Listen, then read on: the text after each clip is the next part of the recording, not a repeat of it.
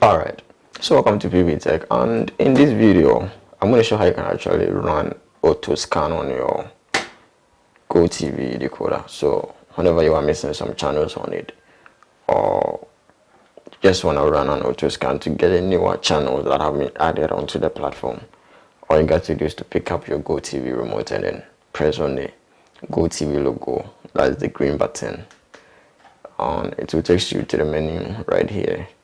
And when you come here, use the top and down arrow keys to look for advanced options and press OK on it. Alright, so when you come here, put it on installation and press OK. And here, come down to the second option. We have different options here. Come down to the second, which is automatic scan, and then press OK on it. So you have to leave it for you to complete the scanning, and then you get those channels that have been added onto the platform on it. Alright, so that's it. If you find this video helpful and new, all you got to do is subscribe and hit the bell icon. You lose absolutely nothing by subscribing. Thanks for watching.